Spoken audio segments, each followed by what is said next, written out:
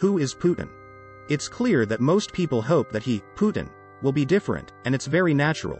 He's in office on a daily basis. The other guy was not in the office.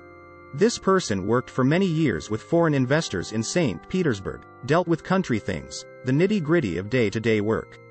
It's clear that people should hope, but they know perfectly, and they don't like to talk about it, that Mr. Putin was created by Yeltsin. Most people understand that once Putin is strong, he probably will try to get rid of most of this family.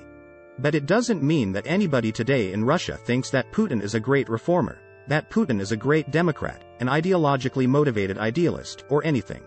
It's clear that nobody is fearing Putin to close down the country, to really dismantle democracy and so on, despite some of the talk which is always in the press. I think we should not be wearing any kind of pinkish glasses looking at Mr. Putin, because if a person decides voluntarily to serve in KGB, he's of a certain type of mind. He is part of the Soviet system, but he was not working in KGB during the Stalin reprisals. He spent a lot of time in the GDR. So I would say that given his background, he's clearly not an ideological reformer, Democrat or anything like that. It's clear that he is much more in favor of strong state and law and order, which is good, because that's what people really want today. It is clear that he has seen enough in the past 10 years, not to be willing to go with the Soviet methods of ruling the country, economy and so on. But we should not forget that if the person served in a certain type of body to expect too much of him, it would be just stupid. You have to wait and see. He will be going generally in the market economy direction and basically democracy. But to call him reformer at this stage, that's too much. Mr. Putin is a career KGB officer who spent 16 years of his life in the KGB. He graduated from then Leningrad State University from the law department. That, like many things, didn't prepare laws, since law didn't exist at the time of the Soviet Union, but prepared governmental bureaucrats. So he was well prepared for this job. Putin joined the KGB at the end of his study, and first he worked in Leningrad in so-called intelligence from the territory. It's not a pure intelligence in the Western meaning of this word. It's the sort of the work where KGB guys were looking after foreign businessmen and tourists. He probably was pretty good, since he was able to get a promotion and to get a year-long study in the famous intelligence academy now named after Andropov. For someone with his background in the class-sensitive Soviet Union, it was extremely difficult to get this promotion because intelligence as a whole, and this institute in particular, was a designated place for the elite of the communist society, for those sons of the Central Committee of the Communist Party employees and generals of the KGB. Probably one of the reasons he got this promotion, he was very loyal to his superiors through his entire life. And second, Putin was very capable to suppress his individuality, whether he had and has one or not.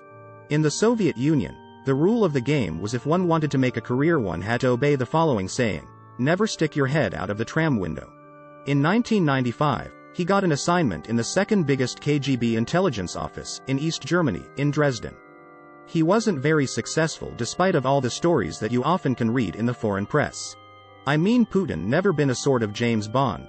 For the third time in his life, intelligence didn't invite him to join its ranks. And he got a position as assistant to the dean of the Leningrad University, the kind of position that was usually assigned for the resigned KGB colonels. I mean, it meant his career in the KGB was over. At the same time, Anatoly Sobchak, the very well-known politician of this new wave of Russian politicians from sort of democratic circles, he became a mayor of St. Petersburg, then Leningrad. Legend goes that Sobchak asked Putin to help him because Sobchak knew Putin since the time he was a professor at Leningrad University and Putin was his student. I don't buy this legend. What is known that back in 1989-1990, KGB internal regulations required its officers to penetrate new civic situations. And, in fact, if you talk to those who worked in the mayor's Sobchak office of the time, they will tell you that all of them were perfectly aware that Putin was assigned to this new democratically elected mayor to watch after him, to advise him. However, those who worked with Putin at the time in St. Petersburg say that he was a very effective manager and he was the one who was capable, unlike many others, to make a decision. Putin has a reputation of an honest guy, something very rare for one who made a career inside the Russian bureaucracy.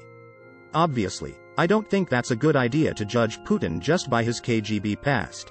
Because that's the way KGB used to judge us, Soviet citizens, just because we are not party members or had wrong last name or belonged to wrong nationality or religious confession. I do believe that people are capable to change, and that 10 years in the democratic circles did make a certain impact on Putin. I have no doubt that his own experience both in East Germany, and he frequently traveled to West Germany, as well as his experience in Leningrad made him a believer in the market economy. If you talk to the intelligence officers who were stationed abroad, the absolute majority of them say that market economy is much more effective way of running the country than the type of economy and regime that existed in the Soviet Union. So, I'm not concerned about whether he's going to conduct the market reforms or not. I'm more concerned about his approach towards democracy, human rights and personal freedoms and liberties. The mentality of the KGB officer is such that they were taught to be an extreme statist. In Russian language it is Državnik. By saying Državnik, we mean those who believe in the Russian greatness, in the Russian imperialistic notion of being a great empire. That's the kind of mentality that was taught and developed inside the KGB. And we clearly can see that Putin is that sort of extreme statist. For him, as for many of those who worked in the KGB, the state always goes first. Everything else, democratic institutions, personal liberties, personal freedoms, individuality, human rights, everything else is after this. Therefore, I'm afraid that if this notion of creating strong Russian state demands from Putin to crush democratic institutions, he won't think twice before doing that. To make the long story short, for Putin democracy in Russia is not an end.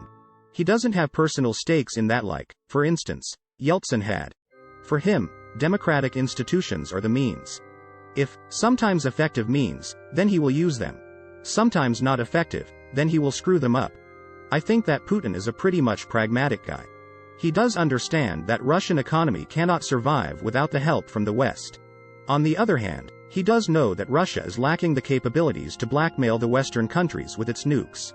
Therefore, Putin will try to do his best in order to save this democratic face, in order to receive Western help. He also understands that for those foreign businessmen who are afraid to come to Russia now but who are looking to the Russian market, they do want to have a stronger state in Russia. And it's true that the kind of state that exists now in Russia is pure chaos. And therefore, we do need to strengthen the state and those institutions who are responsible for law and order in the country. My concern is that Putin may choose order without law. However, I do think that he's smart enough and he does understand the treasury will be unable to sustain market reforms without help from the Western countries. Therefore, I think that he will preserve some sort of a democratic face, at least for the foreseeable future. Russia is a very infantile society.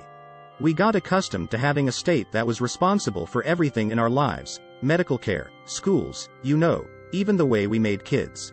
The state was responsible for everything. The state got involved in everything. Compared to the sick and incapable Yeltsin, Putin has this image of the guy who is ready to give you his hand and lead you in the bright, nice future. And all you have to do is just to grab this hand and say, "Guy, take me in this bright future. I want to go there with you, whatever it takes." And if on your way to this bright future, you need to create another gulag, that's fine with me, as long as you lead me. He has this image of this big father, who is ready to take care, and that's definitely had and still has a great impact on Russians. Like, comment, share and subscribe to my channel.